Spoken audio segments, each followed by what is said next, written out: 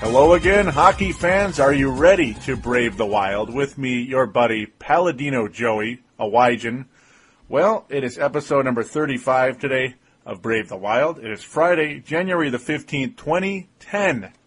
I thank you always for downloading and listening to this show, which is available on the sportstuff.com and on iTunes. Also along with minnesota.nhlfansite.com, which is nice enough to put a really cool link on their website on the left-hand side, Brave the Wild. In that whole left-hand bar, which item is on top of the whole thing? It's Brave the Wild. So I really appreciate that from Chris to do that for me. It has greatly helped this show. Joining me today is Natedogg Theising. He is returning to Brave the Wild, which is outstanding, and he makes a great co-host to the show. And how are you today, Neil? Pretty good, Joe. All right, welcome back. It's just fantastic. We had that awesome show to end the season last year. How well do you remember that one? Oh, yeah, like it was yesterday. We're looking at a new season now, so I'm really excited for this one. It's looking pretty good. Hopefully we'll make the playoffs. Hopefully, indeed. It's a tough deal in that Western Conference. Seems like every time we get hot, everybody else does, except for maybe Edmonton of late. They've been really sucking. That's for sure. Mm-hmm. So speaking of that Western Conference, we have a couple of games to review today. We have 4 games to review today in particular. Of course, as you people may remember, a lot of the breaks have shortened. A lot of the ads have disappeared, because I don't really want to do that anymore. So we're going to review 4 games today, starting with that insane comeback against the Chicago Blackhawks. And we're going to get to that right now. First and foremost, Neil, when you saw a 5-1 score against the Chicago Blackhawks, were you pretty much tempted to say, you know what, this game's over, I don't even want to watch anymore, and just turned it off?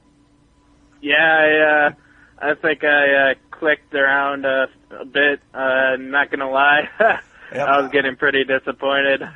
Yeah, I'm not going to lie either, because it's just like, what the hell is this? I mean, it seemed like the previous time the Wild played the Blackhawks was a mere week ago, I believe, and that was just a complete mess. The Wild just got humiliated. Patrick Kane and Marian Hossa, they come charging to after a dumb turnover. They come flying at Josh Harding. All you see is sticks flying, and it's not the Blackhawks sticks, it's our sticks flailing in the air, and all of a sudden the Blackhawks score 2 goals in like a minute span. Yeah, they scored, and they scored fast in that game. Mm-hmm. That was that game in Chicago, just horrible. Yep.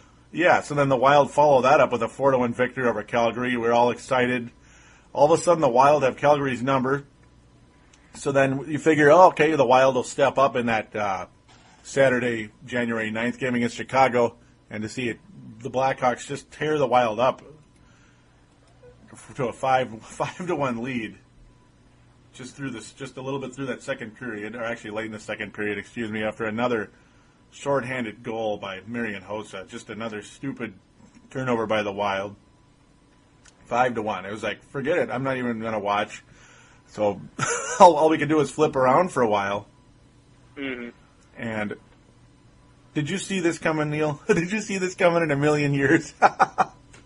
Well, I guess the Hawks have been pretty good this year.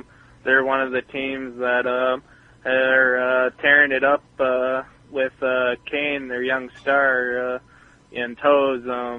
They've been looking really good this year. Mm-hmm. They look great. They might even win the Western Conference, to be honest. Mm-hmm. But then the Wild just come storming back. I mean, unbelievable. The start of the third period, you didn't necessarily think that was coming. I mean, I don't think anybody could really say that, to be honest. Yeah. What's crazy about all this, the Wild only mustered 7 shots on goal in the third period. And yet... that is crazy. Yeah, isn't that nuts? And yet they muster 4 goals out of those 7 shots. Just unbelievable. You talk about execution. Yeah. And old Hugh Way, the goalie of the Blackhawks, boy, did he run into a mess there. I mean, nobody saw this coming. Only 21 shots on goal for the Wild entire game, by the way. Well, And, of course, Nicholas Backstrom pulled after that 5th goal, and that was like, screw this crap. Marian Hossa, 12-year or whatever deal. Yeah, 12-year deal. It's like, whatever. Yeah, Hossa has a lot of talent setting up the plays and everything. And then, of course, in this deal, the turnovers, getting the turnovers and capitalizing on a shorthanded goal. Yeah. But then it's just the floodgates open in that 3rd period. Kim Janssen already has 6 goals on the year. Janssen, Koivu, and Zidlicki in about a 2-minute span score 3 goals. The Blackhawks had to be beside themselves. Like, what the hell happened here? Yeah, we finally played like we're the hometown, like we're the state of hockey. And boy, did they ever in this game. Of course, Zidlicki getting the power play goal that made it 5-4, and then Guillaume Latendresse getting his 2nd goal of the game. Now, by the way, Latendresse tied the game early in that first period, and you figured, this could be an interesting game, maybe a little back and forth here. And also, real quick before I continue, Latendresse and Martin Havlat. I mean, this has been a talker all over the place. What chemistry those two have found. Oh, yeah. Yep, Latendresse has really come in there and provided us a lot more body and physical play on the other team's side of the ice. So, yeah, it's really surprising that he's doing this good. Yeah, and he's a Canadian Joe. Yes, he is. Yes, he is, big time, and a French Canadian from the Montreal area, just like Benoit Pouliot. And that's all we had to give up.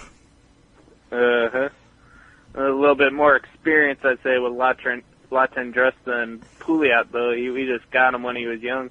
Yeah, and it's terrific because Latendresse at least had something going on with Montreal, more or less. He was kind of buried, and they were kind of there was a lot of pressure on him being a fairly high pick, an early 2nd-round pick. And he was in the fishbowl with Joe. Yes, he was. In Montreal, that's what it is. I mean, you cannot screw around in Montreal. You either produce or you don't, or they eat you alive. Just like New York City. Basically, it's the New York City of hockey. Just very tough. I mean, it's been a nice story, the Latendresse. Already 11 goals in the year at this particular point. Just amazing. And Eric Belanger factoring in this game, he has been red hot for the Wild of late. Oh yeah, his vision for the puck around the net is definitely improved. I'd say, or about improved, but he's just seeing it a lot clearer. He really is, and he's even scoring goals too. Before it was more or less he was an assist guy and can occasionally set people up, but he didn't score a goal in this particular game. Well, yeah, we'll be hitting a couple more later with him scoring. He's just been he's been more valuable this year than the previous years. That's for sure. At least right now. Yeah, he's been definitely hitting his stride, I'd have to say. But then, with a minute and a half to go, Latendresse did get that 2nd goal of the game. 2nd goal of the game to tie the game up. And at this point, it's like if the Wild lose this game, sure, it'd be unbelievably frustrating for one, because it's like, they came all the way back and didn't win. Yet you figure, at least they get a point out of a game they were losing 5-1, so that's one major positive. But also, the point's always good to get, no matter what. Yeah, and especially in a game when you're losing by that much, to be able to squeeze a point out of it is just crazy. Yeah, it's amazing. But then but then you figured the momentum was so insane. The Blackhawks are so shell shocked. There's no way we're gonna lose this game. Yeah, we definitely carried it into the shootout. Yeah, because like the overtime was pretty quiet, but the shootout's what got it done. Unfortunately, it took several shots, but yeah, the surprising part, it took four guys from each team, or was that? Looks like 6. Yeah. Was it 6 from each team? Yeah. Oh, that's crazy. Yeah, I guess that was the most guys in a shootout that I think, in NHL history, they're saying. Yeah, just a If back I'm and forth. correct. Mm-hmm. I believe so as well. I may have missed that, though, and I apologize for that to those out there. But, yeah, I may have missed that part. But, yeah, that's a good catch right there. But, yeah, when Mikko Koivu scored the first goal, it's like you figured this thing's over. But, no, Patrick Kane, of course, rescues the Blackhawks at the end there. A couple of attempts later. And then, yeah, it was just a lot of stops and misses and stops and misses. And then Old Man Nolan, your pick for MVP for the Wild last season, is the savior. Is the savior. And then, of course, yep, the old vet. Mm-hmm. And then, of course, the football coach can't get it done for Chicago, John Madden. He was too busy drawing on the TV screen again. No, I'm sorry. I had to. I mean, every time you see that name, it's like you just something has to come out of it, some goofy thing that I'm going to go with because I'm a clown. But yeah, it's just it was nice to see Harding come out of that too. I mean, he faced 13 shots and just come out of a game with a win when he didn't even get to start, of course. Because Josh Harding, of course, has been snake bit forever. The poor guy. Yeah, he hasn't usually does pretty good, just not as lucky, or I don't know. Yeah, he's had some good games, I think, for us though when we needed him. Yeah, and like the main thing is he doesn't get the goal support, and that's been driving us crazy. I mean, obviously that's the final game we'll get to. It's a typical Josh Harding game where he does awesome, but the offense just doesn't even show up. Yeah. Luckily, though, the Wild do win 2 more in a row before that, so the Wild did get a 4-game win streak after a 5-game losing streak. Unfortunately, unfortunately ends in the City of Arches, but Monday the 11th of January, as we move right along to the Pittsburgh Penguin game. I mean, the Minnesota Wild have had wonderful success against the Pittsburgh Penguins for an extended period of time. Heck, they had a really nice win in Pittsburgh earlier this year, a 2-1 victory, and this 4-3 game, that was just that was one of the more entertaining games this season. Wouldn't you say? Yeah, that was a pretty convincing win. When you got a top talented team like Pittsburgh that comes in town, you don't expect much of your team, to put on that kind of show like we did. It was pretty awesome. Mm-hmm. It was a nice effort, and luckily, for whatever reason, the Wild have had success against them, and Latendresse was just, I mean, if you thought he was the story in the Blackhawks game, he was absolutely the story in the Pittsburgh game. 4 points in the game, 3 assists, and his 12th goal of the year at the end that won it. But, I mean, you had Sid the Kid in town. He had a 3-point game. And of all people, that SOB, Pascal Dupuis, who, was a holdout back in 03-04. I always bring that up because I have to. And then he wasn't the same player after that. But, yeah, every time he comes into play against the Wild, he does well. Every single time. Just like Dimmy, old Pascal Dimitra, always seems to screw the Wild every time we play Vancouver. Yeah. It's a frustrating deal. But, yeah, this was just a really entertaining game. Here's Belanger getting his 12th goal of the year in this game. You had Havlat. Again, the Havlat-Latendresse deal. I mean, the chemistry really showing here. You had a couple of lines with Latendresse and Havlat with Belanger. That's working out pretty good.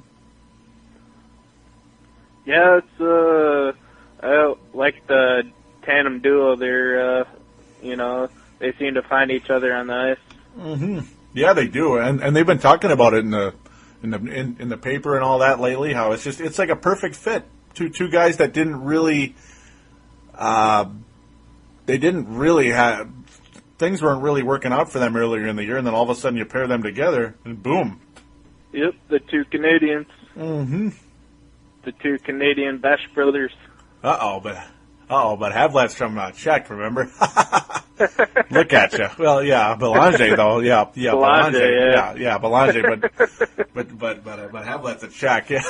Yeah. No, it's all right. I'm just teasing you. No, it's a good combination that's really worked out well, and Clutterbuck stepping up in this game as well. There was just not much bad blood. That'll be in the next game. That is just an absolute that game was an absolute mess, but the Wild were able to take out Vancouver. But, yeah, the Wild were badly outshot by Pittsburgh, yet they survived it nicely. Backstrom was fantastic, stopping 35 of 38 shots. Fleury just didn't definitely not one of his better nights, and Latendresse, just the magic of Latendresse is what carried the Wild. And, of course, getting that 12th goal fairly early in the third period, and then it was all up to Nicky Backstrom in the end there. Oh, yeah. He's had quite a performance against some of the top teams of the NHL. Mm-hmm. He certainly has, and he did what he had to on this particular day. Mm-hmm. So now we'll move on to, well, you could call it the game of the week. You want to say Pittsburgh was the game of the week because of the stars were out and Latendresse stepped up so nicely, and everybody stepped up in that game on both teams really, but except for Fleury for Pittsburgh. Yeah. To be honest, but the Vancouver Canucks. You want to drop a F-bomb in that one instead of the Canucks part, but because how much we hate them and how much they've absolutely had the Wild's number the last 3 years, and the Wild win it 5-2. Yeah.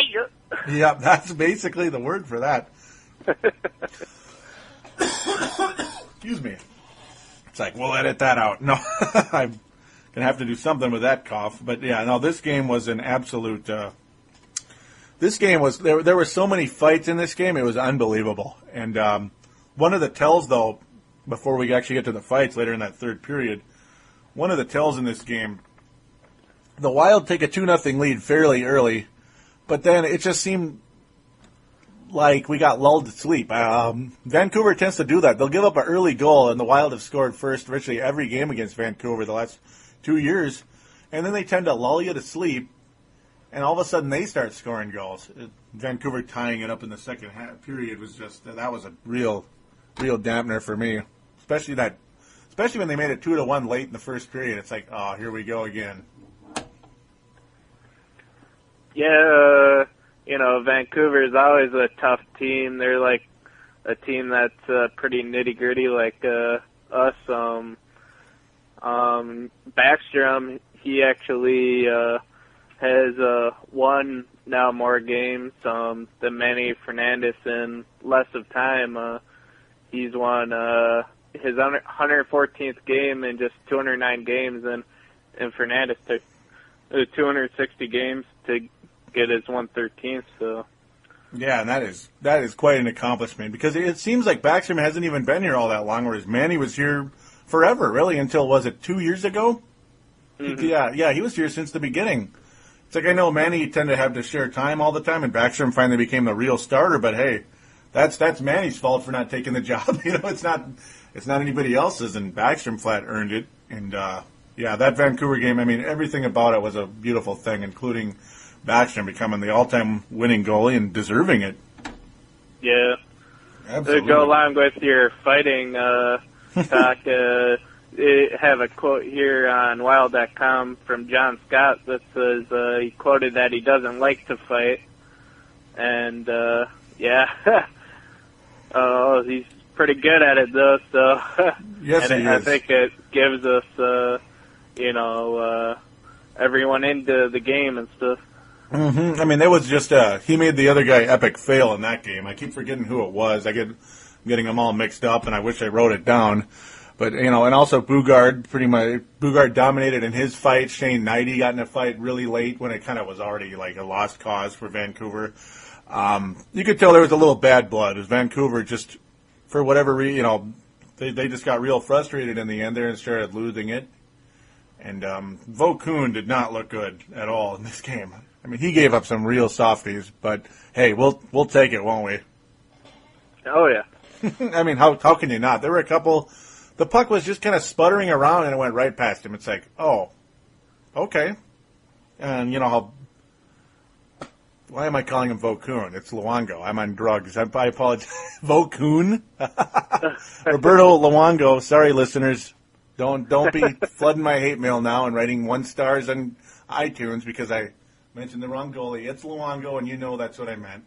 It's you know that when you hear the crowd go boo, when at least you're thinking they're saying boo, but they're really saying loo. Luongo. That's pretty much what it is. That really annoys me whenever I watch the game. I'm like, ah! Yeah, especially every time you get cheering his name. Yeah, because it's Vancouver and you hate their guts. Yeah. And how can you not, right? Yeah, pretty much. How can you not hate the Vancouver Canucks? Yeah. And how can it's like they took what's his name from the Wild? Yep, Dimmy, and Willie Mitchell was the big one, really. I think. Yeah, that Willie sucked. Mitchell.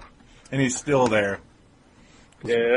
Rat bastards. But yeah, it's amazing though how their identity changed so much too. I mean, if they were that high scoring team that could give up goals, but they tend to outscore people. That was kind of their that was their model basically. And now, yeah, like you said earlier, they've kind of become a Minnesota Wild type of team the last 2.5 years. Just a more of a grinded-out defensive team that will lull you to sleep, and then, oh, shoot, now they're winning the game. Yeah, it's, you got to, in these days in the NHL, you got to be pretty nitty-gritty, and, you got to fight for every puck because you never know. Mm-hmm. Pretty much. And luckily, though, the Wild, they took advantage of Luongo. You just got to get that out of here. You have to say Lou to remind me. Yeah, I got to stop that. I don't know why I keep thinking of Thomas Vokoun. Next thing I'll be talking about Ron Tugnut, Stefan Facette, and Ken Dryden while we're at it. So the Ken Dryden of the Vancouver Canucks. No, okay. I'll stop now. But it's just been... Would you? Yeah, pretty much. I better stop. I'm gonna be losing everybody here. But it's just nice to finally beat these guys at least once, and now you hope that will get some type of confidence for the Wild. I remember they won one game against Vancouver last year, and it just went out the window. Just lame. Yeah. So I can't forget when we beat them in the 03 series in the last game. Mm-hmm. That was the biggest thing of them all when Darby Hendrickson put that one in, huh? Yeah, that was awesome. That was a moment. I'll tell you that was a moment. I didn't get much sleep that night. Oh, it was just I had a good feeling after that. Yeah. But yeah, unfortunately we have to leave that high for now and move on to the St. Louis Blues, and we can always what the cliche is, the Wild were singing them in St. Louis last night. That was that game even watchable? It just, I know the Wild were in it from face-off to final horn, but my God. Oh, what an ugly game. What an unwatchable product it was last night. Yeah. Yeah, it was nothing like the game we had earlier this season against them. On the was it December 26th? It looks like here.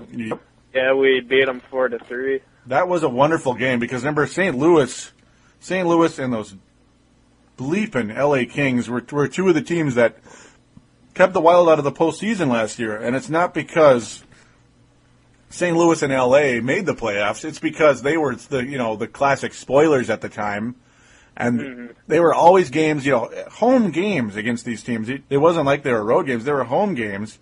And the Wild. I hate playing in Los Angeles. Yeah. I think they literally open their doors and have that ice just melt and have it all crappy and sloshy. That's the worst place. Worst place to play hockey at is in Los Angeles. That or San Jose too. I remember, but then again, the San Jose one was to our benefit, luckily. In LA, what a mess. What a boring place, a boring franchise. It's just, they had Wayne Gretzky, but he only went there because his wife wanted to be an actress. That's all that was for, and destroyed an Edmonton team that was on its way to winning who knows how many more cups. But there I go, digressing too far.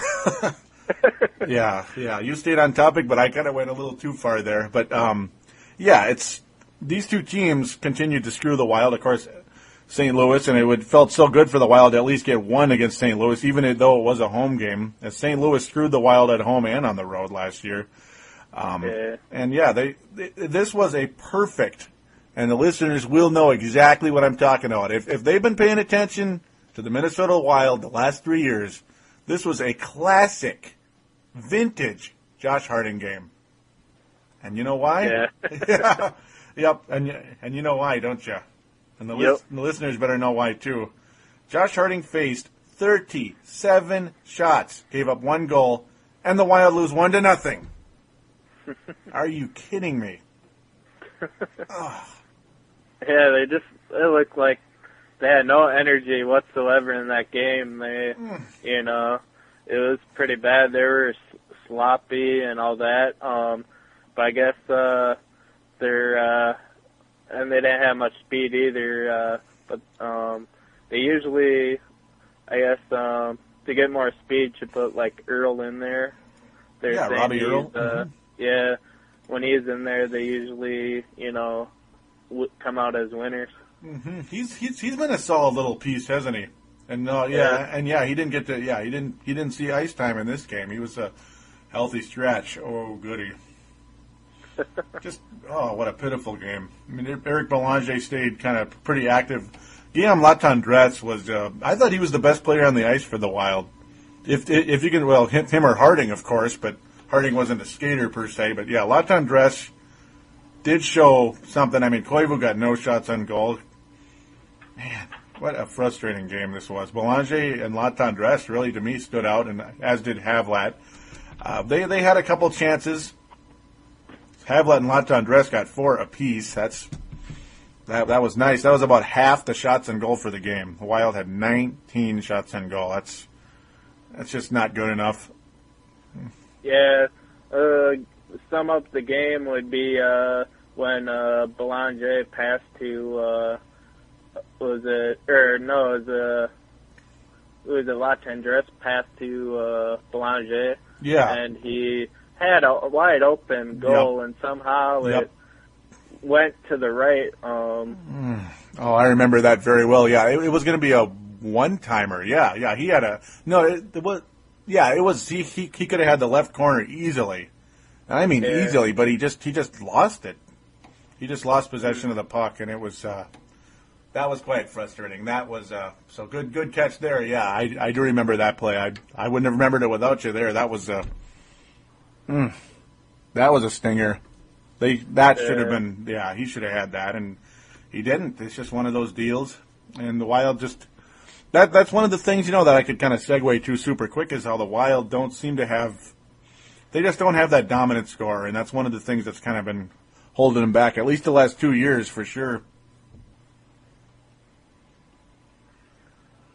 Yeah, but it just looked like we lacked the pizzazz in that game. Yeah, that was the key. I mean, it wasn't because we didn't have a good scorer. Because, I mean, we have guys who are decent, but, yeah, it was just it was definitely a lack of effort and a huge disappointment. So we'll definitely conclude that game now before I get too mad. or probably either of us do, and we start dropping F-bombs on the air. So we'll break my new Mac. So we'll take a real quick break, and we're going to get into a little more nuggets right after this.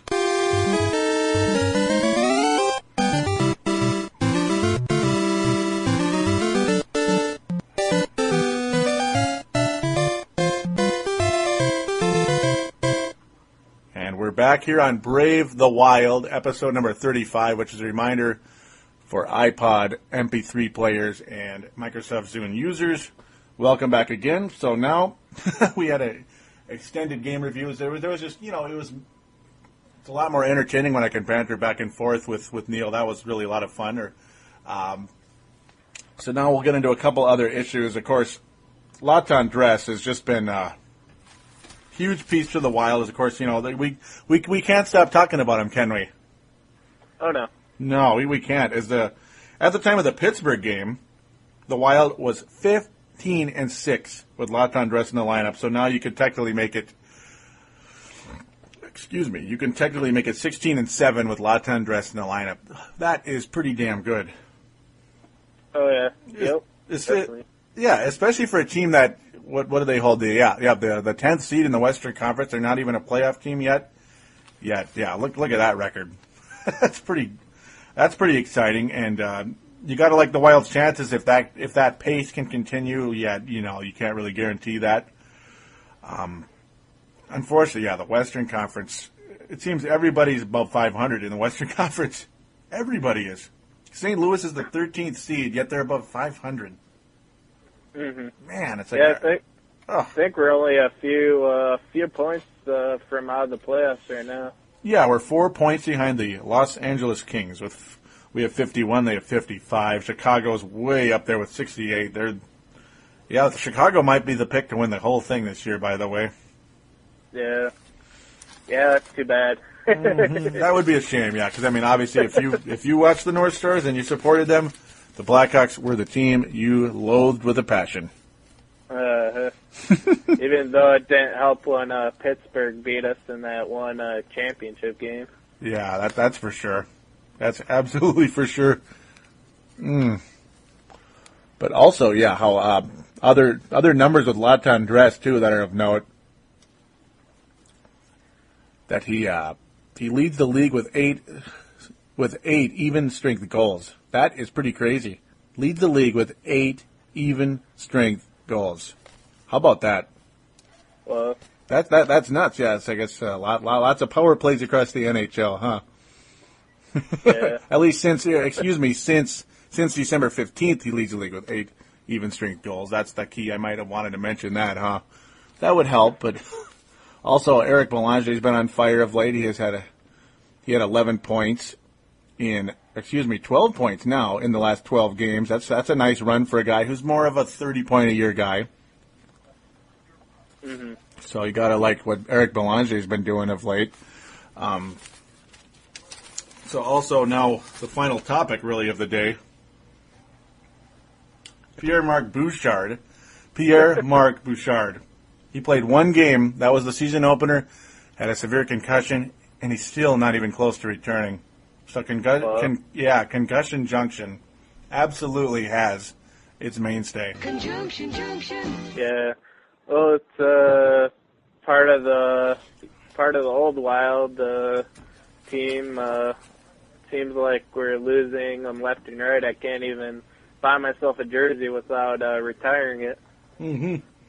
Yeah, he was one of the few guys left from the beginning. Mm-hmm. So a lot of them have been taken off. Of course, Gabrick, Fernandez, guys like that. My heartbreaker would be Parrish. Yeah, he didn't work out, did he? I thought he was gonna, be a mainstay here in Minnesota, and he got hurt in that playoff game, and that was the end. We saw him. Mm-hmm. That was the end of him. He wasn't the same guy that he was with the New York Islanders. Just didn't work out in Jacques' system, and he had a nice little run with Dallas. Now, well, not much going on with him right now either, unfortunately. Mm-hmm.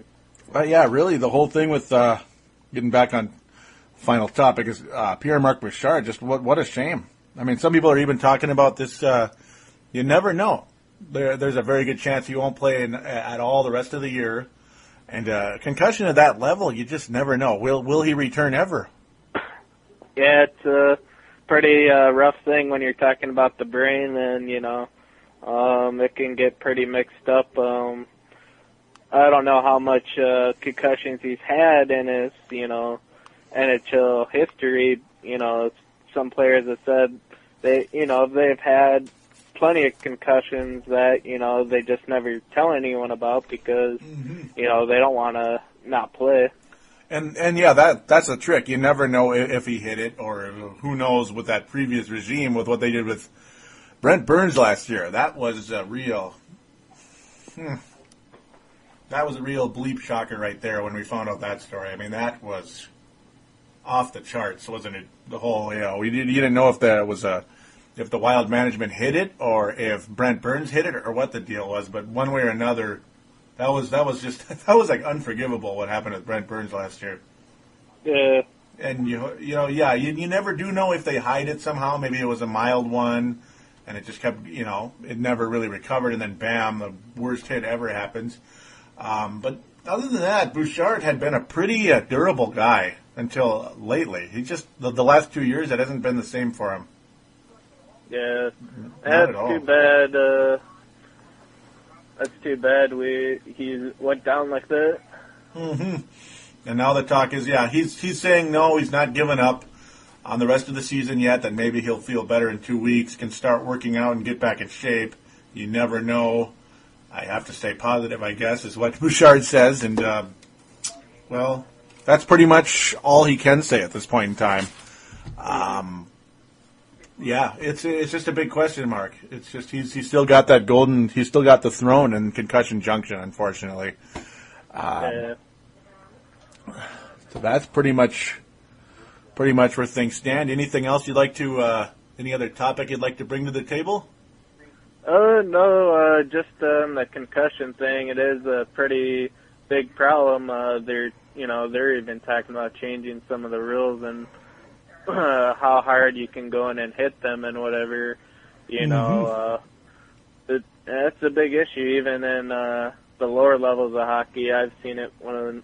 I played hockey in high school and whatever, below. So yeah. It's definitely been an issue. And of course, Nick Leddy missed about half the Gopher season with a massive concussion, broken jaw, just, right off the bat for him too. It was his first game with the Gophers, that first round draft pick. Nick Leddy, hopefully the next future superstar defenseman someday. Yeah. It's just, it's been concussion junction. It's like, it's all hockey. It's not just the Wild, unfortunately. Yep, that's it. Unfortunately for everyone else, it's scary stuff. Yeah, it is. It just seems to be the number one topic on this show lately. Pretty much the last 6 months, really. I hate to say. Yep, going all the way back to our first show together back in the spring. So, yep. We're gonna look to call it an end here. So, but first and foremost, we'd like you to join the message boards on the sportstuff.com. There's a button that says TSS Boards in the upper right-hand corner of the website. Do click on that. Then there is a button, there is a link, in the left-hand side that says register. Just click on that, and you're on the way. It's 100% free and 100% fun. We'd like as many hockey fans as we can on there because we need more and more. The NHL section needs a boost, and we need you Minnesotans out there to jump on board. It would only help so much. It really would. And also the phone lines, we need you to call into the show. It would really help. 209-736-7877. 209-736-7877. It is a voicemail. So imagine you're calling in for Brave the Wild and state your opinion. Opine. Leave your name in town and opine. So that's pretty much where things are going to stand now. We will talk about the Minnesota Wild, of course, next week as we're going to keep things going here. We're not going to be going away at all. We're going to talk about those damn Phoenix Coyotes, the Dallas Stars, Detroit, and Columbus. Well, at least actually not Columbus. We'll probably be in by Friday before the Columbus game. But three teams that have definitely given the Wild trouble pretty much forever. At least ever since Gaborik left with Phoenix. The Wild used to succeed against Phoenix until the last 2 years. That's out the window. Dallas has kind of been an up-and-down pain in the ass, and Detroit is Detroit. You could pretty much fill in the blank there with Detroit. So, schedule doesn't get much easier. You go to Phoenix, you go to Dallas, you're home for Detroit. So, you can only hope for the best. The Wild have got to keep fighting for that final playoff spot, and we'll get to those games, and we'll get to new topics. Hopefully the concussion junction continues to lighten. Less and less a concussion junction and more health for the Minnesota Wild. So until then, do take care, everybody.